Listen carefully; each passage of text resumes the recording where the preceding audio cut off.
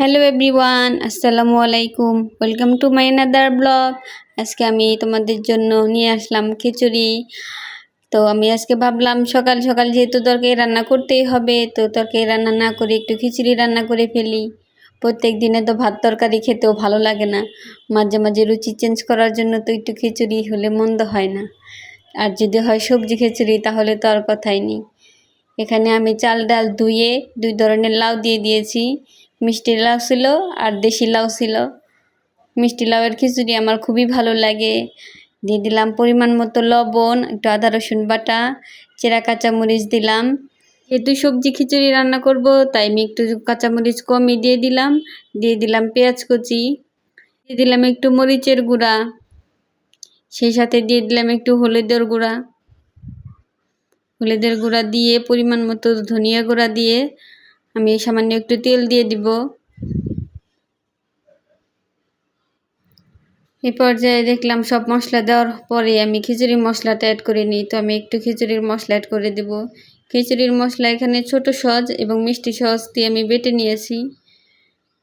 এখন সব উপকরণ দেওয়া হয়ে গেছে। এখন আমি পরিমাণ মতো পানি দিয়ে দিব। যেহেতু আমি সবজি খিচুড়ি একটু নরম করেই রান্না করব, তাই পানির পরিমাণটা একটু বেশিই দিতে হবে।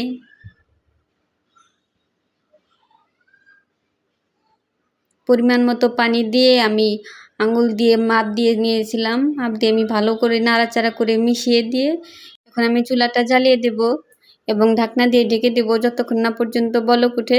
ঢাকনা দিয়ে ঢেকে দেব। আমি আর একটু নাড়াচাড়া করে মিশিয়ে নিয়েছিলাম যাতে তলানিতে চাল লেগে না যায়। খিচুড়িতে প্রায় বলক চলে আসছে। আমি আবার ঢাকনা দিয়ে ঢেকে দিব। এই তো খিচুড়িতে বলক চলে আসছে। কালারটা দেখতে অনেক সুন্দর মনে হচ্ছে। মিষ্টি লাউয়ের খিচুড়ির কালার এমনিতেই সুন্দর হয়। জাস্ট কালারটা একবার দেখো, একদম টকটকে মনে হচ্ছে। আমি ভালোভাবে নাড়াচাড়া করে মিশিয়ে নেব যাতে তলানিতে লেগে না যায়।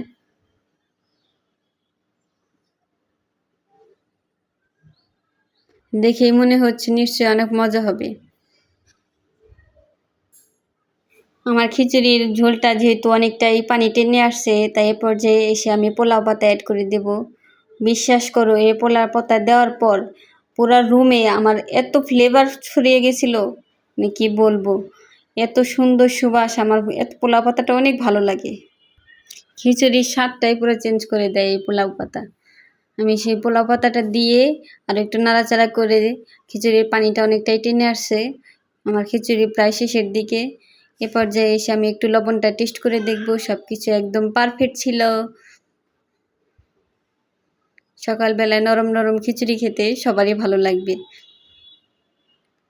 খিচুড়ি যেহেতু হয়ে গেছে, চলো এখন আমি সার্ভ করে দেখাই। আমি একটা মাটির প্লেটে খিচুড়িগুলো উঠিয়ে দেখাবো। কালারটা দেখো একবার, দেখেই জিভে পানি চলে আসছে।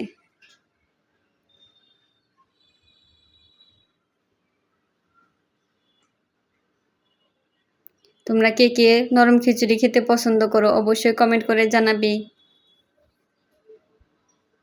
আজকের মতো এই পর্যন্ত।